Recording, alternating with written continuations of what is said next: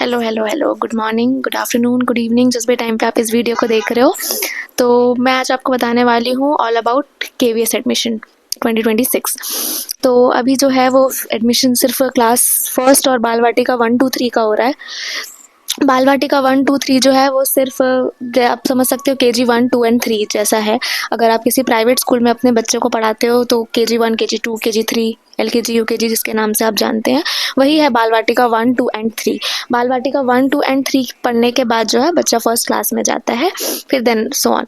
अगर आपको अपने बच्चों को केवी में एडमिशन दिलवाना है तो केवी में एडमिशन दिलवाने के लिए उसके जो फॉर्म है 28 मार्च से कल से स्टार्ट हो चुके हैं और इसकी लास्ट डेट जो है वो 2 अप्रैल है। तो बिल्कुल भी मिस मत कीजिएगा अगर आपको अपने बच्चे को केवी में एडमिशन दिलवाना है, क्योंकि एक बहुत ही अफोर्डेबल फीस में आप अपने बच्चों का एक बहुत अच्छे स्कूल में एडमिशन करवा सकते हैं। तो पहले जो है हमारे टाइम पे जब मैंने एडमिशन लिया था तब उस समय एंट्रेंस एग्ज़ाम होता था, लेकिन अब ऐसा कुछ नहीं है। आपको सिर्फ और सिर्फ एप्लीकेशन फॉर्म भरना है और एप्लीकेशन फॉर्म आपकी अब जो है वो पूरा सर्विस कैटेगरी के बेस पे हो चुका है। आप जिस सर्विस में हो उस बेस में आपके बच्चे का एडमिशन होगा या नहीं होगा, इट्स प्योर लक गेम हो चुका है अगर हम बोले तो। क्योंकि वहाँ अलग अलग कैटेगरीज होती है, सर्विस कैटेगरी 1 2 3 4 5। आप जिस कैटेगरी में आते हैं उस सीक्वेंस के हिसाब से आपके बच्चे को एडमिशन मिलेगा। अगर आप सर्विस कैटेगरी 1 में हैं तो आपको प्रायोरिटी नंबर 1 मिलेगा, अगर 2 पे है तो priority number 2 3 and so on.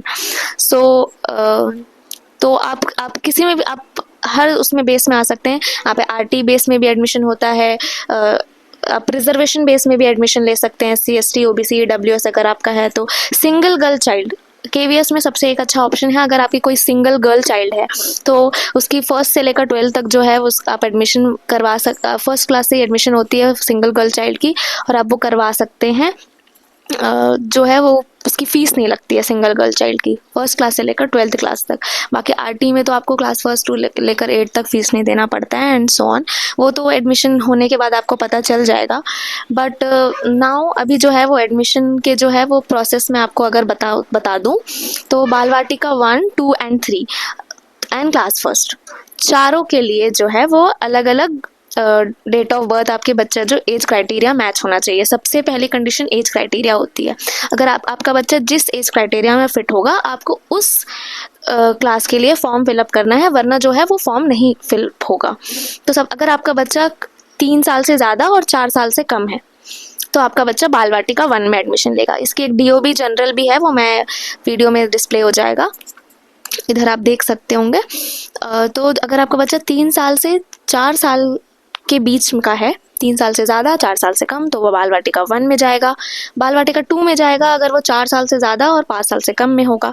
5 से 6 के बीच के बच्चे बाल वाटिका 3 में जाएंगे, मतलब आपका बच्चा 5 साल से ज़्यादा होना चाहिए, 5 साल 1 दिन से ज़्यादा और 6 साल से कम, तो वो बाल वाटिका 3 में जाएगा। और 6 साल से ऊपर के बच्चे और मैक्सिमम जो एज है वो 8 साल से कम होनी चाहिए, तो बच्चे क्लास फर्स्ट में एडमिशन लेंगे। और CWSN बच्चे जो होते हैं, चिल्ड्रन विद स्पेशल नीड्स, उनकी जो डेट ऑफ बर्थ क्राइटेरिया है वो अलग होती है, वो आप इसमें देख सकते होंगे। उनका जो जो नॉर्मल बच्चे हैं उनका एज क्राइटेरिया जो है वो मैंने अभी बताया है। कोई भी एंट्रेंस एग्ज़ाम नहीं देना पड़ता है। आप अगर आपके शहर में नंबर ऑफ़ केवीज़ ज़्यादा है, जैसे मैं जिस शहर में वहाँ पे 1 ही केवी है, लेकिन अगर आपके शहर में नंबर ऑफ़ केवीज़ 1 से ज़्यादा है तो आप उस एप्लीकेशन फॉर्म में 3 केवी सेलेक्ट कर सकते हैं। 3 केवीज़ मैक्सिमम 3 केवी सेलेक्ट कर सकते हैं। जो आप 3 केवी लाइन से सेलेक्ट करेंगे वो 1 2 3 हो जाएगा। अगर आप केवी मतलब जैसे फर्स्ट केवी डाला आपने कहीं पे, फिर केवी नंबर 1 डाला, केवी नंबर 2, केवी नंबर 3, वही आपकी प्रायोरिटी बन जाएगी। लेकिन ऐसा कुछ नहीं है कि आपके इसे प्रोसेस में कुछ दिक्कत आएगी। आप जो है आप मल्टीपल फॉर्म्स नहीं फिल करेंगे एक स्कूल के लिए, आपको सिर्फ एक ही फॉर्म फिल करना है। अगर फॉर्म गलत हो जाता है तो उसके लिए भी आपके पास ऑप्शन है, आप दोबारा दूसरा फॉर्म मत भरिए आप, क्योंकि बच्चे का आधार कार्ड तो एक ही होगा, डिटेल्स तो एक ही होगी। आप उस पहले फॉर्म को आप कैंसिल कीजिए, उसके बाद लॉगिन पोर्टल से जाकर, और उसके बाद जो है रीअप्लाई करेंगे। तो इसके लिए मैं वो बना सकती हूँ, बट राइट नाउ अभी जो क्राइटेरिया है वो सिर्फ एज क्राइटेरिया के बेस पे आप अपने बच्चों को एडमिशन करवाइए। सबसे पहले फॉर्म फिलअप कीजिए, फॉर्म फिलअप में कोई गलती मत कीजिए, और हाँ, एक एक क्राइटेरिया होता है वहाँ पर डिस्टेंस का, जो रूरल डिस्टेंस और अर्बन डिस्टेंस। आप ये कोशिश कीजिएगा कि आप ज़्यादा डिस्टेंस फील ना करें स्कूल से लेकर घर तक। आप अपने मतलब क्योंकि अगर सारे बच्चों का सेम क्राइटेरिया होता है, जैसे 2 बच्चे हैं, उनका सर्विस कैटेगरी भी सेम है, उनका डेट ऑफ बर्थ तो सेम होगा ही, मतलब मैच तो करेगा ही, सर्विस कैटेगरी भी सेम होगा, लेकिन सीट एक होगी, तो फिर जो है वो डिस्टेंस पे जाता है कि जिसका घर सबसे ज़्यादा नज़दीक है, तो हो सके तो नज़दीक थोड़ा अपने किलोमीटर्स को ज़्यादा दूर मत रखिएगा, क्योंकि अगर बच्चा, क्योंकि उनका कहना ये है कि बच्चा ज़्यादा दूर से ना आए स्कूल, मतलब अपने नज़दीकी स्कूल में जाए। अगर बच्चा ज़्यादा दूर रहेगा तो हो सकता है उसको आने में लेट हो जाए, या जो भी उनका क्राइटेरिया है। बट ये एक डिस्टेंस वाला जो क्राइटेरिया है वो ध्यान रखिएगा कि अपने स्कूल से घर की दूरी ज़्यादा किलोमीटर मत रखिएगा। एंड और मेरे को नहीं लगता इसमें ज़्यादा कोई प्रॉब्लम होने वाली है आपको, क्योंकि आप जो है वो सर्विस कैटेगरी तो डाल ही देंगे, आपको पता होगा आप किस कैटेगरी में बैठते हैं। सर्विस कैटेगरी 1, 2, 3, 4, 5, जो जिनका बिजनेस होता है, जिनकी सरकारी जॉब नहीं होती है, जो लोग खुद का काम स्वरोजगार हैं, वो सर्विस कैटेगरी 5 में आते हैं। और 1, 2, 3 जो है वो central government reserved KVS employees ये सब के लिए होता है। तो आप उसको प्लीज़ इंस्ट्रक्शन फॉर्म, मैं जो लिंक है वो दे दूँगी, इंस्ट्रक्शन जो फॉर्म है उसको, इंस्ट्रक्शन फॉर्म जो है उसको आप ध्यान से पढ़ के फिल कीजिएगा, क्योंकि कई बार होता है जो कैफ़े वाले हैं वो गलती कर देते हैं, और अगर आप एक भी गलती, स्पेलिंग मिस्टेक्स अगर कर देते हैं या कोई भी गलती कर देते हैं, तो वो जो है वो फॉर्म अपने आप रिजेक्ट हो जाता है, क्योंकि एक बार डेट निकल जाए उसके बाद करेक्शन का कोई चांस नहीं होता है।